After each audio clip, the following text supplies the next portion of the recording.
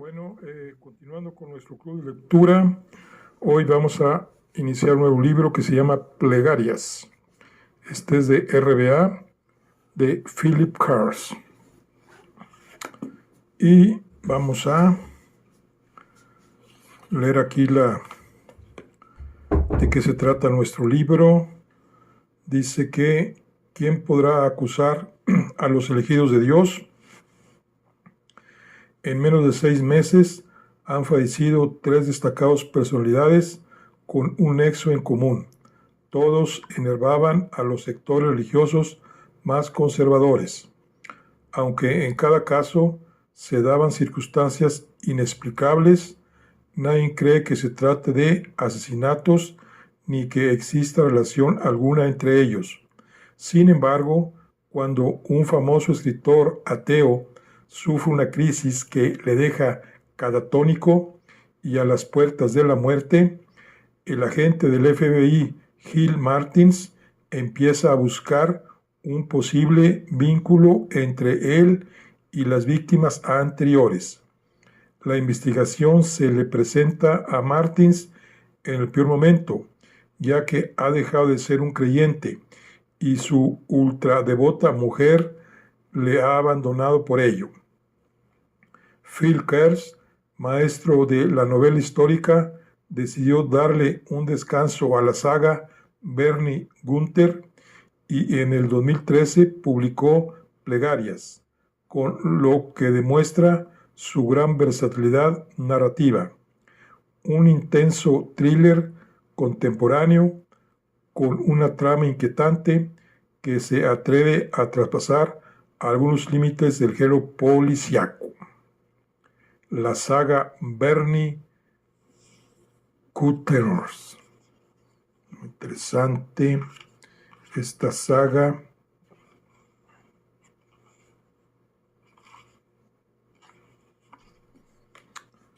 Entonces,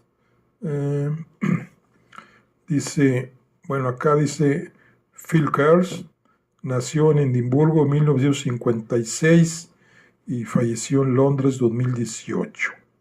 Dice, autor que encontró la fórmula mágica de la novela negra histórica para un público exigente, poner toneladas de erudición. Era un licenciado en Derecho y Filosofía del Derecho, que cuando empezó la serie de Bernie Gunther con trilogía berlinesa, juraba haber leído y visto todo el material relacionado con el nazismo, al servicio de un personaje carismático y moralmente incoluble, y filtrarlo todo por una óptica socarrona. Cada título del ciclo es una lección de un meticuloso experto en la República de Weimar, el Tercer Reich y la posguerra, y también una atracción llena de aventuras, humor negro y réplicas de un ingenio dignas de su admirado Phyllis Marlowe. Ganador del premio RBA de novelas policíaca, de la novela policíaca en 2009, por Si los muertos no resucitan. También firmó diversos thrillers como Plegarias y una trilogía sobre el lado más turbio del fútbol, publicado por RBA, Mercado de Invierno, La mano de Dios y Falso 9. Aquí en la biblioteca Phil Kers de Bernie Gunther está Violetas de Marzo, Pálido Criminal, Requiem Alemán, Unos por Otros, Una llama misteriosa, Si los muertos no resucitan, Gris de campaña, Praga mortal, Un hombre sin aliento, La dama de Zagreb, El otro lado del silencio, Azul de Prusia, Laberinto griego, Metrópolis, Scott Manson, Mercado de invierno, La mano de Dios, Falso 9 y Plegarias. Muy bien, serie negra. Perfecto. Colección de novelas Bueno, vamos, antes de iniciar, vamos a ver aquí algunas otras digamos, obras de lo que es la serie de Phil Kerr, de Bernie Gunther. Dice primero, dice Violetas de Marzo. O sea, Berlín, dice 1936. En pleno auge del poder de Hitler, Bernie Gunther es un detective privado, okay, que ha dejado atrás su pasado en el cuerpo de policía. Un empresario le encarga la búsqueda de un collar de diamantes que está manchado de sangre. La investigación pronto se desvela como algo más que un simple robo. Hay redes muy poderosas que extienden sus tentáculos por todas partes. O sea que esta es la serie de Phil Kerr con su detective Bernie Gunther. Su primera novela es Violetas de Marzo. Y luego viene el número 2. Dice, un asesino en serie anda suelto por las calles de Berlín. En 1938, y Reinhard Heydrich obliga al detective privado Bernie Gunther a colaborar con la policía para atracar al peligroso criminal. Desgraciadamente son tiempos oscuros durante el apogeo del nazismo y la casa va a superar todas las expectativas de maldad que se pudieran esperar. Es la segunda entrega, Pálido Criminal. La tercera, Requiem alemán. Dice, tras el fin de la Segunda Guerra Mundial, el corazón de Europa se convierte en un escenario en el que se va a desarrollar la Guerra Fría.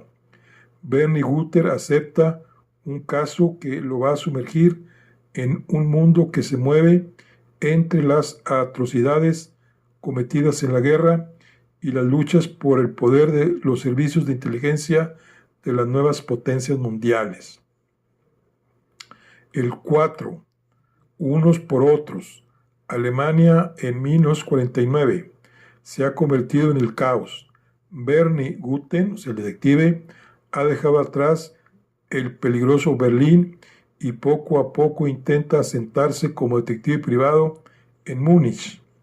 Ha recibido el encargo de una mujer de seguir el rastro de su marido, un trabajo aparentemente sencillo que se complica porque el hombre buscado es un escurridizo criminal de guerra. Interesante. Unos por otros. Esta es la cuarta. Vamos con la Phil Kerr. Vamos con la quinta. Dice, una llamada misteriosa. Tras haber sido acusado falsamente de ser un criminal de guerra, Bernie Gunther tiene la posibilidad de escapar a Buenos Aires. Ahí se ha cometido el brutal asesinato de una chica. La policía tiene pocas pistas y recurre al detective berlinés para resolver el caso. Puede que alguno de los alemanes emigrados a Argentina tras la guerra esté detrás de ello. Número 5. La número 6. Si los muertos no resucitan, este es un premio RBA de novela policíaca en 2009. Es la sexta entrega. Dice, en 1934 ya se notan los cambios que se han producido tras el ascenso de los nazis al poder. Por entonces, Bernie Gunther ha abandonado la policía y es detective del famoso Hotel Adlon en Berlín. Mientras trabaja, ahí se asocia con una periodista norteamericana para investigar la profunda corrupción que avanza imparable hasta las altas esferas del gobierno alemán. Por eso ese es el 34, antes de. El séptimo, Gris de campaña. Harto de espiar a un mafioso en la isla de Cuba, Bernie Gunther decide huir de la isla y poner rumbo a Florida, pero la fuga sale mal y es detenido en 1954 y el destino no parece estar de parte del investigador. Le van a hacer una propuesta que no va a poder rechazar: ingresar a una prisión alemana y localizar a un criminal de guerra francés. Si renuncia o fracasa, le puede costar la vida. El 8. Praga mortal. A mediados de la Segunda Guerra Mundial, Bernie Gunther recibe la orden de dejar todo lo que está haciendo en su trabajo y dirigirse a Checoslovaquia.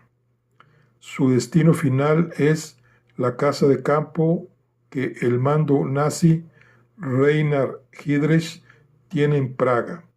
Ahí Gunther tiene que pasar un fin de semana que por culpa de un asesinato se va a convertir en un peligroso desafío. 9. Un hombre sin aliento. Después de la derrota en Stalingrado, en 1943, la moral de los alemanes es baja. Los altos mandos del ejército nazi saben que hay que recuperar la confianza, como sea. Una oportunidad aparece cuando se oyen rumores de que el ejército soviético cometió atrocidades contra el ejército polaco en el bosque de Katyn. Así que Bernie Gunther es obligado a desplazarse hasta ahí para reunir las pruebas que demuestran la maldad del enemigo. 10. La dama de Zagreb. Cuando Joseph Goebbels da una orden directa, no se le puede decir que no, y para su desgracia, Bernie Gunther lo sabe mejor que nadie. Esta vez las circunstancias lo obligan a viajar primero a Yugoslavia, donde los nazis croatas dan a la palabra crueldad una nueva dimensión. Pero no todo va a ser penalidades para Gunther. Va a conocer a toda una estrella de cine en La Dama de Zagreb. Número 11. El otro lado del silencio. En 1956, Bernie Gunther vive en la Riviera Francesa, donde el pasado de la guerra lo alcanza de la mano de un antiguo oficial nazi.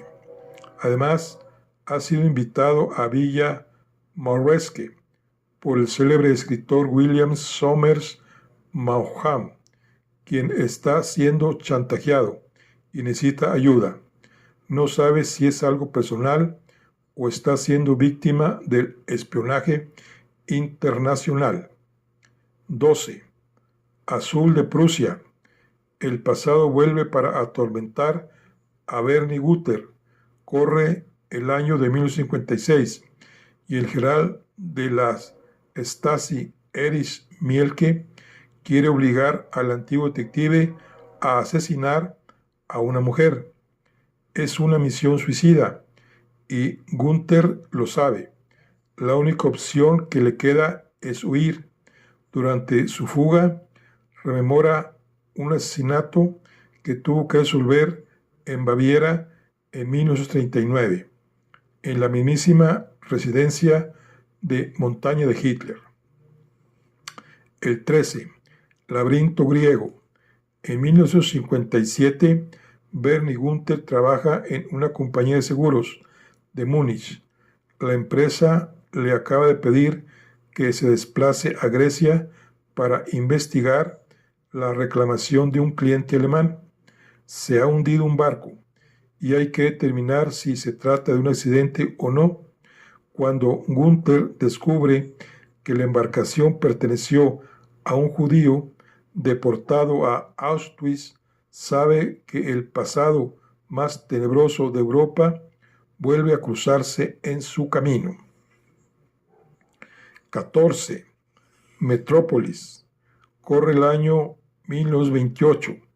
Berlín vive sus últimos días de locura, libertad y miseria, mientras la sombra del nazismo empieza a extenderse por el país. Bernie Gunther es un joven policía de antivicio que acaba de ser reclutado para formar parte del equipo de homicidios.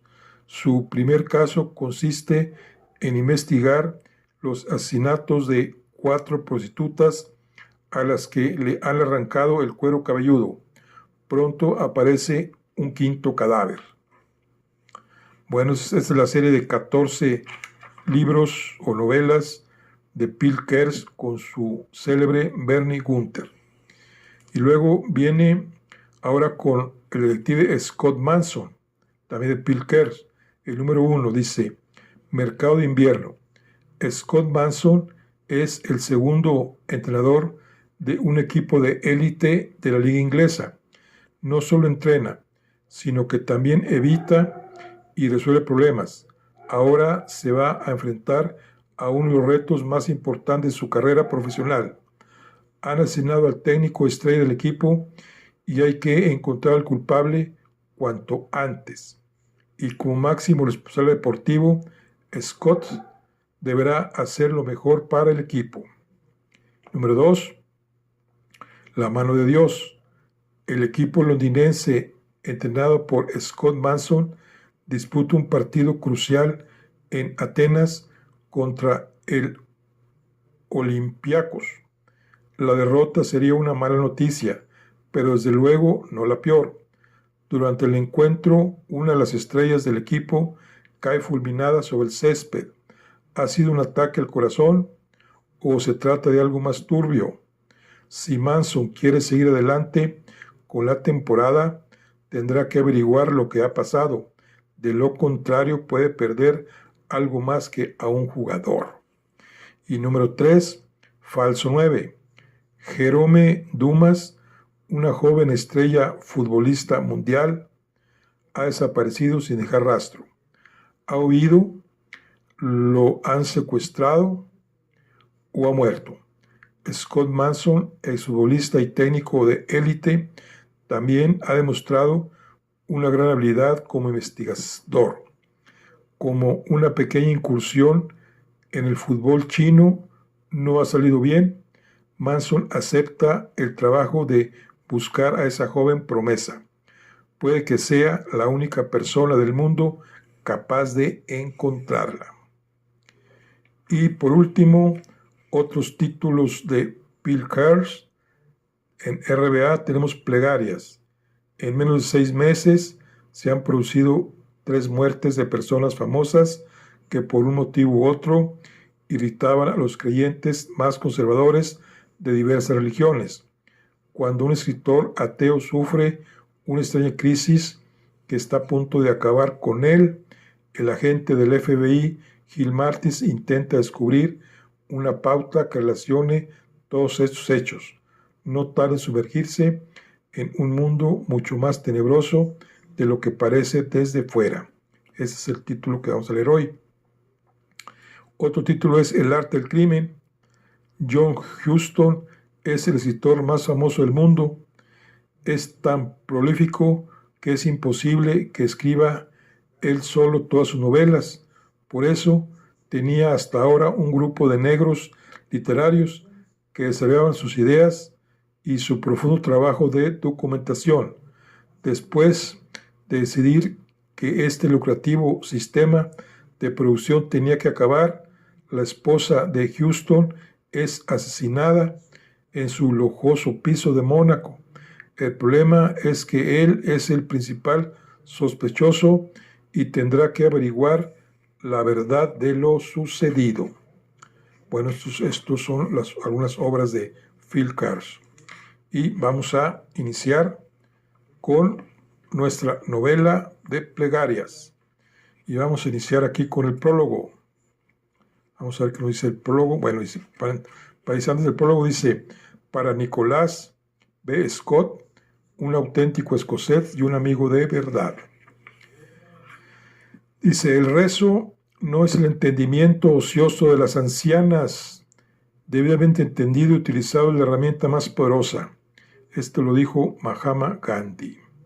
Cuando los dioses nos quieren castigar, atienden nuestras plegarias. Esto lo dijo Oscar Wilde. La ira de Dios yace dormida. Se ocultó 1.000.000 de años antes de que aparecieran los hombres, y solo los hombres tienen el poder de despertarla. Esta es una cita de Cormac McCarthy, Meridiano de Sangre. Bueno, ahora sí, iniciamos con el prólogo.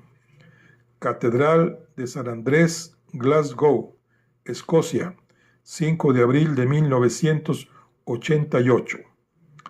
Hacía un día frío y luminoso, pero como si estuviéramos a mediados de verano, había renunciado a mi ropa gris habitual de lana de oveja y franela gruesa, y me había vestido de algodón blanco para la inocencia, como todos los demás niños en la catedral. Estaba temblando, pero no solo por la gélida temperatura de San Andrés, también temblaba porque albergaba un pecado mortal en el corazón, o eso me imaginaba. El interior de piedra gris se elevaba sobre mi cabeza, pulcramente peinada, igual que la sala de un antiguo castillo, y el aire olía a velas e incienso.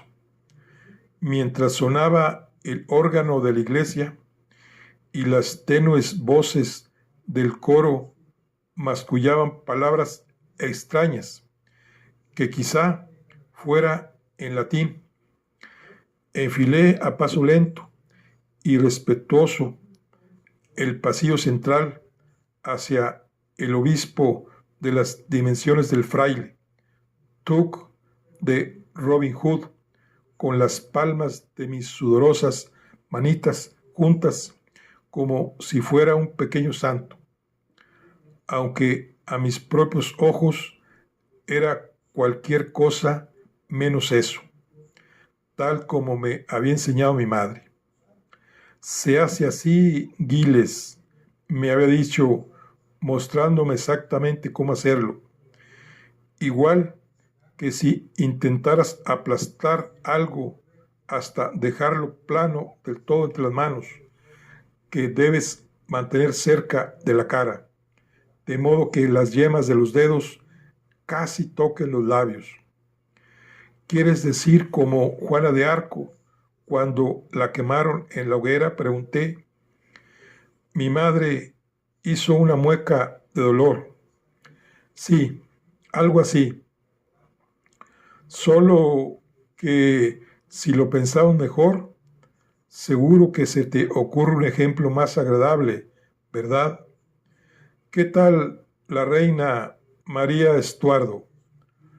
Alguien que no vaya camino de su propia ejecución, quizás. Haz el favor de intentar pensar en otra persona, un santo tal vez. Bueno, los santos solo son santos porque antes fueron mártires, sostuve.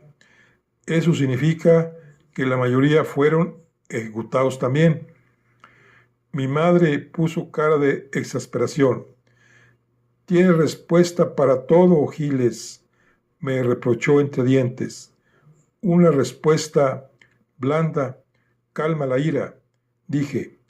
Una palabra áspera enciende la cólera. Proverbios 15, versículo 1. Citar la Biblia era un truco útil que había aprendido en la catequesis. Teníamos que memorizar un texto todas las semanas y no había tardado mucho en deducir que citar la Biblia también tenía el efecto de silenciar a los adultos criticones. Más útil aún, tenía el efecto de desalentar la atención inoportuna del padre Liz. Tendía a dejarme en paz por miedo al texto que quizá profiriera al verme entre sus manos de sacerdote, como si Dios le hablara directamente por mi boca inocente. Debido a mis conocimientos bíblicos, mi padre me calificaba de santurrón y a veces de precoz, y le decía a mi madre que, en su opinión, enseñar la Biblia a los niños no era bueno.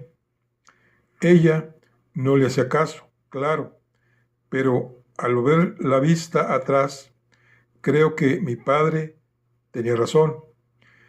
En la Biblia hay muchas cosas que no deberían haberse traducido del latín o del griego. La larga hilera de niños y niñas que formábamos avanzaba a paso lento por la nave de la catedral. Debíamos de parecer una de esas bodas cortesanas de la iglesia de la unificación, en la que se casan cientos de parejas a la vez. Naturalmente, no se trataba de una boda infantil, sino de mi confirmación, el momento en que iba a declarar mi deseo de renunciar a Satanás y a todas sus obras y convertirme en católico romano. Y para todos los demás presentes en la catedral de San Andrés, parecía ser una ocasión muy feliz. Todos los demás, salvo yo, quizá porque había algo en la ceremonia que no me gustaba, no solo la camisa blanca, los pantalones cortos y la corbata escolar de marica, que bastante malo era ya, sino también otra cosa. Creo que se puede decir que tenía un intenso presentimiento, como si estuviera a punto de ocurrir algo horrible, que de alguna manera estaba relacionado con la comisión del pecado, posiblemente mortal, que estaba contemplando. Tenía 12 años y ser precoz significaba que también poseía una imaginación de aupa. Así describían mis padres a los niños que, como yo, exageraban unas cosas y mentían sobre otras. Desde luego, tenía ideas propias acerca de casi todo. Esas ideas estaban influidas en algunas ocasiones por lo que había leído en un libro o había visto en televisión, pero la mayoría de las veces era simplemente el resultado de pensamientos infantiles profundos y a menudo equivocados que, como mínimo, tenían su origen en mi carácter independiente. Si contaba alguna mentira, por lo general lo hacía con buena intención. Gracias al padre Lee, había sido bien instruido en las enseñanzas del Catecismo Católico Romano y el significado de la confirmación, sobre la que puede leerse todo en el segundo capítulo de los Hechos de los Apóstoles. Todos los martes, durante el último mes, había ido a catequesis, donde el padre Liz nos había contado cómo, poco después de Pentecostés, los apóstoles estaban escondidos en una habitación cerrada a cal y canto, porque tenían miedo de los judíos, cuando de repente oyeron un ruido que parecía el viento, pero en realidad era el sonido del Espíritu Santo. A continuación aparecieron lengüecillas de fuego, cual llamitas azules, de esas de los mecheros de gas butano, sobre las cabezas de los discípulos, y todos se vieron embutidos del Espíritu Santo y empezaron a hablar lenguas extranjeras, lo que, según mi hermano mayor, Andy, no era muy distinto de lo que pasaba en El Exorcista. Bueno, a mí no me gustaban los fantasmas, ni las historias de fantasmas, como no me hubiera hecho ninguna gracia quedarme en una habitación cerrada con el padre Liz, y desde luego no me atraía en absoluto la idea de que ningún espíritu, santo o no, entrara en mi cuerpo, y me encendiera como una velita para Jesús, que era como nos lo describía aquel horrendo cura de la catequesis. De hecho, esa idea me aterraba y tampoco me gustaba la posibilidad de no volver a hablar nunca más inglés, sino algún idioma incomprensible como chino o suajili, que nadie más en Glasgow fuera capaz de entender. Aunque no es que sea tan fácil entender a los de Glasgow, incluso la gente de otros lugares de Escocia tiene problemas con el acento y la carencia de consonantes. Hablar el idioma inglés, tal como se habla en Glasgow, es más o menos como aprender a escupir. Así pues, había elaborado un plan que iba a salvarme del grave riesgo de la posesión espiritual y del don de lenguas, un plan secreto que no había discutido más que con mi propia conciencia y desde luego no con mi madre, y que ahora puse en práctica. Cuando me llegó el turno de recibir la confirmación, me arrodillé delante del obispo, y en cuanto me hubo ungido la frente y me hubo abofeteado el rostro con los dedos manchados de nicotina, bastante más fuerte de lo que esperaba, para simbolizar cómo quizá me trataría el mundo a causa de mi fe, y el padre Lee en persona me hubo dado el zumo de pómelo y la oblea, que era la sangre y el cuerpo de Jesucristo, rodeé la columna de granito de la iglesia y rápidamente, mientras todos tenían la mirada fija en el chico justo después de mí, que en ese momento estaba siendo confirmado, me limpié los santos óleos de la frente y escupí la hostia reseca del paladar en el pañuelo. Uno de mis amigos del colegio me vio hacerlo y durante una buena temporada, a partir de entonces, me apodaron el hereje, lo que me gustaba mucho. Me daba un aire cruel y refinado que, a mi modo de ver, me confería sofisticación. Por lo visto, las hostias no consumidas, que es como se llama a la oblea cuando no llegas a tragártela, resultan muy útiles para la comisión de ritos satánicos o la adoración del diablo. Aunque no es que estuviera interesado en adorar al diablo, claro, creo que ya entonces es posible que gracias al padre Liz veía a Dios y al diablo como caras opuestas de la misma moneda mugrienta, aunque me parece que durante mucho tiempo me di bastante maña para ser un buen cristiano. Ahora bien, se dice que ningún castigo queda impune, y desde luego mi acto de maldad recibió su castigo, pues cuando sacaba del bolsillo del pantalón el recuadro plegado, blanco y limpio del pañuelo, el que me disponía a escupir el cuerpo de Cristo, se me cayó algo del bolsillo.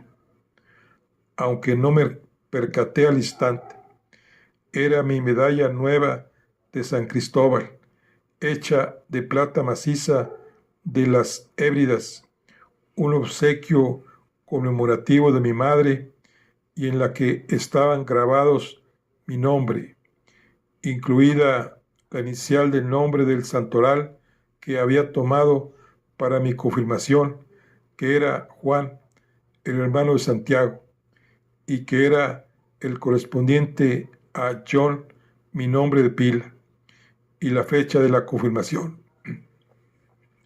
La medalla tenía otra característica inconfundible. Mi madre había encargado especialmente el diseño a Graham Schwartz, que con el tiempo llegaría a ser un platero escocés muy famoso. Incluso sé el aspecto que tiene, porque mi hermano sigue en posesión de la medalla de San Cristóbal de cuando se confirmó él, cosa que hizo un par de años antes que yo. La cabeza de San Cristóbal es una copia de un dibujo del célebre artista Peter Hawson. Como es natural, no tardó en descubrirse que había perdido la medalla de plata, y aunque mi madre nunca averiguó las circunstancias exactas y probablemente blasfemas en las que se produjo su desaparición, durante su tiempo me vio obligado a rezar todas las noches para volver a encontrarla.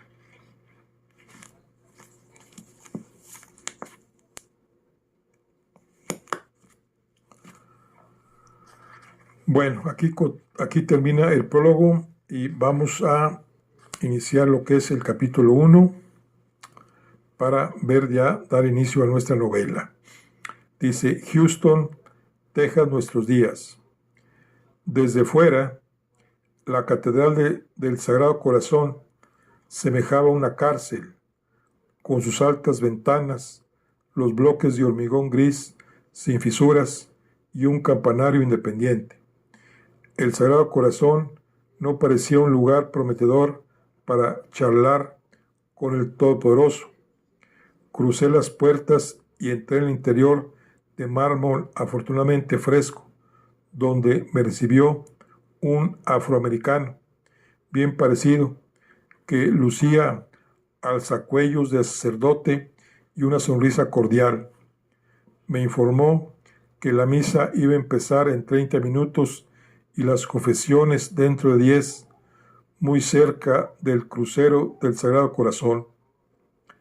Le di las gracias al sacerdote y pasé hacia el interior.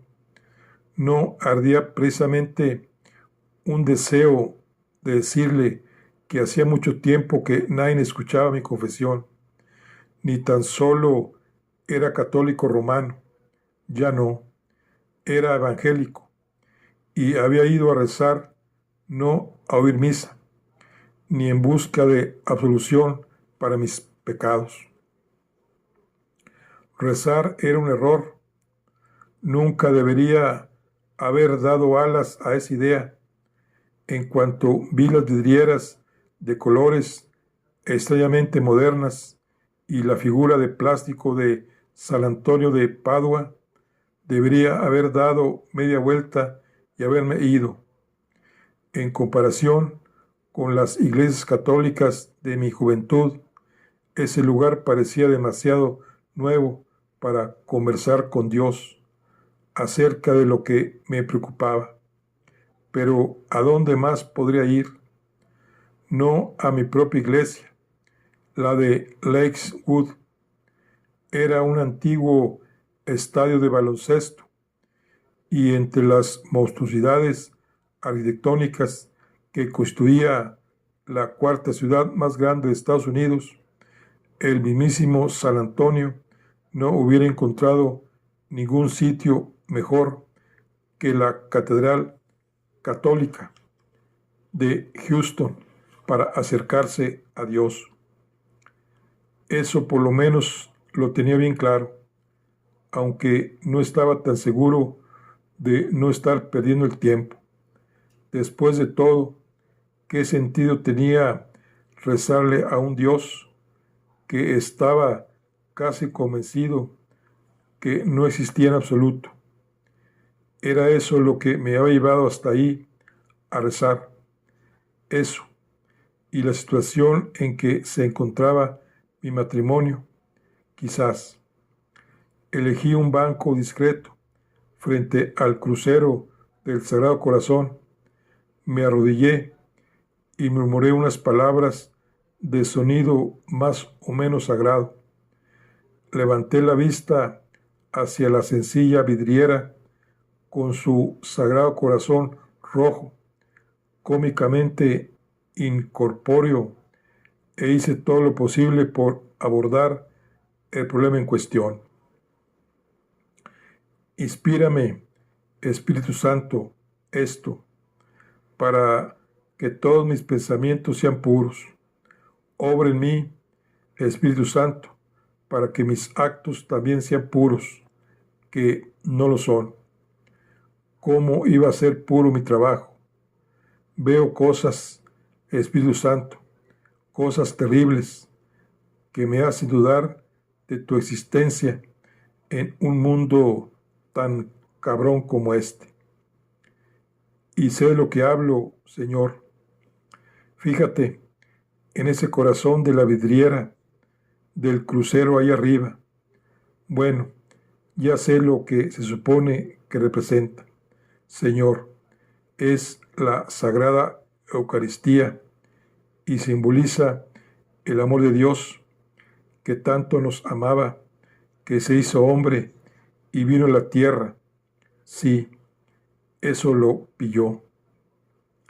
Pero cuando veo ese corazón, me acuerdo de Cero Santorini, el asesino en serie de Texas City, que les arrancaba ese órgano a sus víctimas y lo dejaba junto a los cadáveres en un precioso nidito de alambre de espino.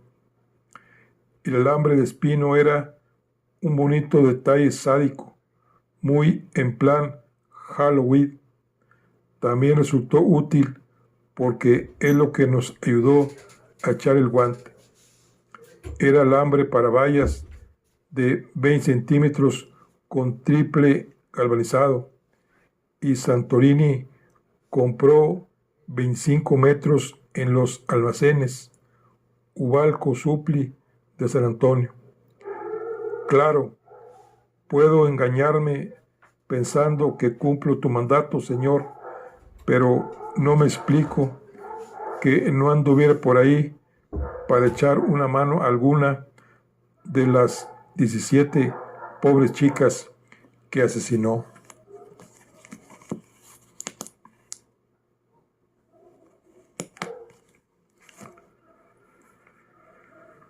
Es verdad que la mayoría de estas jóvenes eran drogadictas y prostitutas, pero nadie merece morir así, salvo quizá Cero Santorini.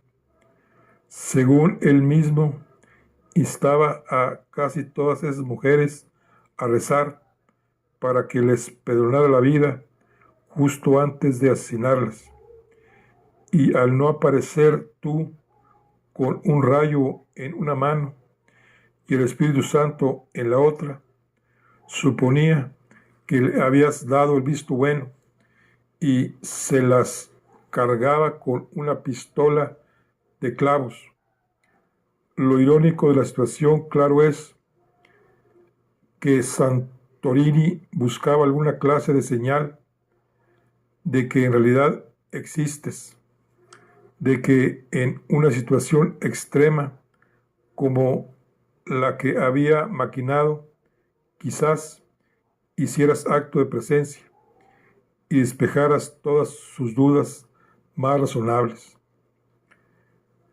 Creí su historia, además, en cierto modo, sus actos me parecieron bastante lógicos. Hasta sacó fotos de las pobres muchachas arrodilladas en el suelo, desnudas, con las manos en actitud de rezar, lo que parecía confirmar su versión. Tú, en cambio, bueno, tengo un centenar de buenas razones para no creer en ti. Si existes, entonces lo único que pido es un poco de ayuda para creer en ti. No pido una señal como Cero Santorini y no pido una vida más fácil o un trabajo más sencillo. Solo rezo para que me des fuerza suficiente a fin de lidiar con la vida y el trabajo que ya tengo. El caso es que en los 10 años que llevo en el FBI no te he visto arreglar ni una sola vez algo que fuera necesario arreglar, ni una sola vez. Y tengo la impresión de que si todos los agentes de justicia Drive que se patean la calle se quedan en la cama una mañana, esta ciudad estaría más jodida aún de lo que ya está. Desde luego, no te imagino ocupándote de los chalados con los que tengo que vérmelas en terrorismo nacional, señor. Los supremacistas blancos, las milicias cristianas, los ciudadanos soberanos, los extremistas contra el aborto, los defensores de los derechos de los animales y los guerreros de la ecología, los separatistas negros y los anarquistas, por no hablar de los islamistas a los que tienen que vigilar los de contrainteligencia al otro lado del pasillo. No te veo preocupándote por nada de eso, señor. De hecho, no te veo en absoluto. Me puse en pie. Era hora de irme. La catedral se estaba llenando. Un sacerdote se acercó en silencio al altar y encendió unos cirios, y arriba, en la galería del órgano, alguien se puso a tocar un preludio de Bach.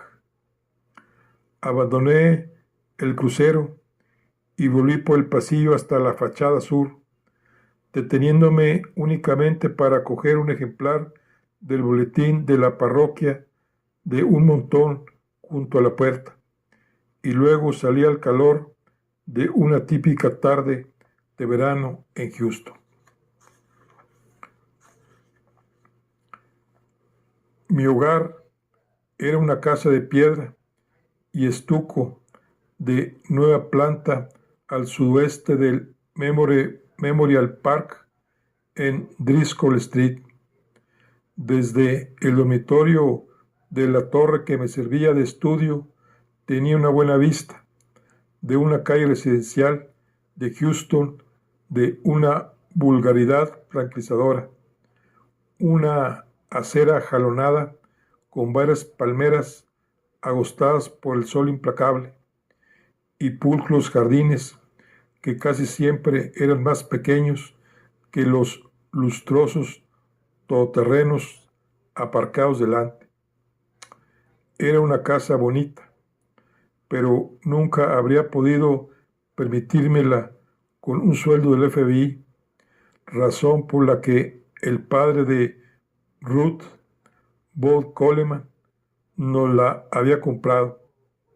Bob y yo nos llevábamos bastante bien, pero eso era antes de que fuera tan idiota. Palabras suyas, no mías.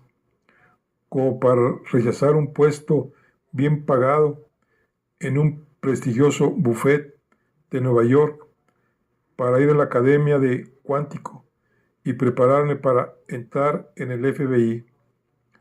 Bob dijo que nunca habría dado su bendición a nuestro matrimonio si hubiera pensado que iba a echar a perder una carrera de abogado por un sentido de lealtad descaminado. Bob y yo no somos del mismo parecer en muchos aspectos, pero que trabaje para el gran gobierno es una razón más para que no le caiga bien y no confíe en mí, aunque también es verdad que yo siento lo mismo por él. Dejé mis cosas en la isleta del desayuno y le di a Ruth un beso más largo de lo que ninguno de los dos esperaba, después de lo cual solté un suspiro y parpadeó como si acabara de dar una voltereta, y luego me ofreció una sonrisa cálida. No me lo esperaba, dijo. Me provocas un efecto extraño. Me alegro. No me gustaría creer que te aburro. Eso nunca. Fui al cuarto de baño a refrescarme. ¿Te ha ido bien el día?, preguntó a mi espalda. Siempre me va bien el día cuando vuelvo a casa, cielo. No digas eso, cariño. Me recuerda todo lo que se podría torcer cuando no estás en casa. No va a torcerse nada, ya te lo he dicho. Soy uno de los bienaventurados. Me rocié las manos con desinfectante antiviral. Debía de creer que aquello era un antídoto contra la chusma rastrera que me pasaba la vida intentando atrapar. ¿Dónde está Dani? Jugando en el jardín. Cuando volví a la cocina, tenía en las manos el boletín parroquial del Sagrado Corazón. Ha sido la catedral. Andaba por ahí, con que decidí pasarme a ver si estaba el obispo Coogan. ¿Te acuerdas de Eamon Coogan, verdad? Claro, Eamon Coogan en la actualidad es arzobispo emérito de la archidiócesis de Galveston, Houston. Era un viejo amigo de mi madre, de Boston, a donde se había trasladado mi familia cuando nos fuimos de Escocia. Fui a la nevera a por una cerveza fría y estaba, preguntó con dulzura. No lo sé, se rió. ¿No lo sabes? Y entonces adivinó que mentía, porque Ruth siempre se daba cuenta cuando mentía. Después de pasar por la Facultad de Derecho de Harvard, Ruth había trabajado como ayudante del fiscal en la Fiscalía del Distrito de Nueva York, donde había demostrado poseer auténtico talento para la acusación y los interrogatorios. Ah, comentó, ya entiendo. Has ido a confesarte, ¿no? No. Abrí de un tirón el botellín de cerveza y engullé el contenido.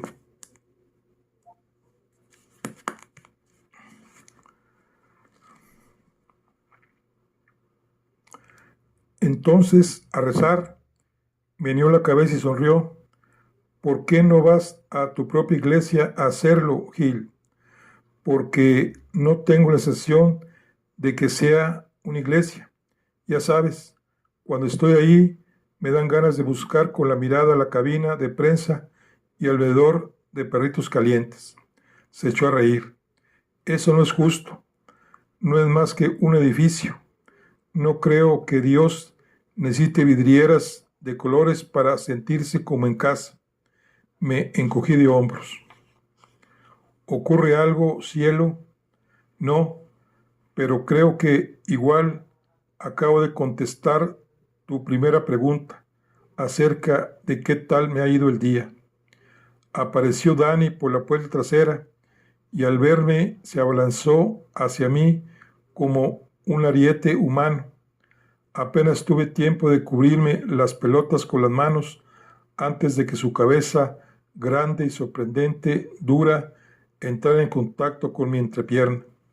Papi, gritó, y me rodeó las piernas con sus bracitos. Dani, ¿qué tal te va, grandulón? Bien, dijo, no me he portado mal ni nada de eso, y no he pegado a Robbie. Me dio la impresión de que la mirada de Ruth contradecía la espontánea negación. Robbie, el chico de los Murphy, señaló ella, el de enfrente. Meneó la cabeza. Han reñido un poco. Ya te lo he dicho. No he pegado a Robbie. Se ha caído. Dani, le advirtió Ruth, ya hemos hablado de eso. No le mientas a tu padre. No le he mentido, sonreí. Cíñete a tu versión, chaval, le aconsejé. No te vengan nunca abajo en un interrogatorio. Hice que Dani se diese la vuelta, le acaricié el pelo rubio y fino y lo encaminé con delicadeza hacia la cocina. Dani fue al fregadero y se lavó las manos. Ruth ya estaba sirviendo la cena, lo que era la señal para que me desprendiera de la Glock que llevaba al cinto. Ruth no tenía nada en contra de las armas, era de Texas después de todo, pero prefería que me la quitara antes de sentarme a la mesa y bendecirla. Bendecía la mesa antes de todas las comidas en nuestra casa, pero en esta ocasión no las tenía todas conmigo. En lugar de la bendición habitual, Dios Santo, tú que nos colmas de dádivas, acepta nuestras oraciones y bendice esos alimentos. Me encontré murmurando unas palabras un poco menos piadosas. Señor, te damos las gracias por tener el plato bien lleno y la taza a rebosar y por no vernos obligados a fregarlo todo. Amén. Ruth procuró controlar la sonrisa. Vaya, esa es nueva, comentó. Después de haber cenado, acosté a Dani, leí un cuento y me fui al estudio de la torre, que es donde ella fue a buscarme después. ¿Quieres otra cerveza, cariño? Ruth no bebía, pero no parecía importarle que yo lo hiciera. Todavía no. No, gracias, cielo. Se me acercó por detrás y me masajeó el cuello y los hombros un rato. Esta noche parece un poco distante.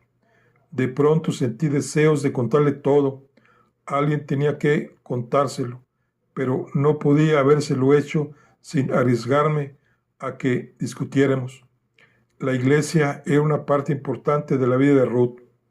¿Te acuerdas de que te hablé de una banda de moteros, unos supremacistas blancos que se hacían llamar los guardias de asalto de Texas? Ruth asintió. Hemos puesto micrófonos en un bar que tiene la banda en Eastwood. Bueno, pues hoy los he oído hablar de unos asesinatos que se cometieron en el 2007. 2 mujeres negras fueron violadas y asesinadas en Southside. ¡Qué horror! No te lo iba a contar, pero ha quedado claro por su conversación que fueron los guardias de asalto los que cometieron esos asesinatos. Ruth se encogió de hombros. Eso es bueno, ¿no? Ahora podéis detenerlos. Ya metimos a alguien en la cárcel por esos asesinatos. Un tipo llamado José Samaracho. Trabajé en crímenes violentos una temporada, nada más mudarnos a Houston. ¿Te acuerdas? Nuestra brigada ayudó a que fuera condenado. Entonces, esa prueba debería esclarecer el asunto, ¿no? Seguía sin entenderlo y no se lo podía reprochar. Lo esclarecería si José Samaracho continuara con vida. Lo ejecutaron el mes pasado en Houseville.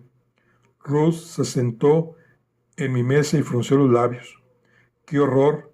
Pero no es culpa tuya, cariño. No es culpa tuya en absoluto. Claro que es culpa mía. No he pensado en otra cosa en todo el día. Sacudí la cabeza. Estaba presente cuando se lo cargaron. Estaba ahí, Ruth. Frunció el ceño. Pero si lo condenaron en 2007, habría sido de esperar que siguiera vivo. Bueno, el proceso de apelación puede llevar años, incluso en Texas. José Samaracho era un ladrón de coche. Tuvo la mala fortuna de robar un vehículo que era propiedad de una de las mujeres muertas.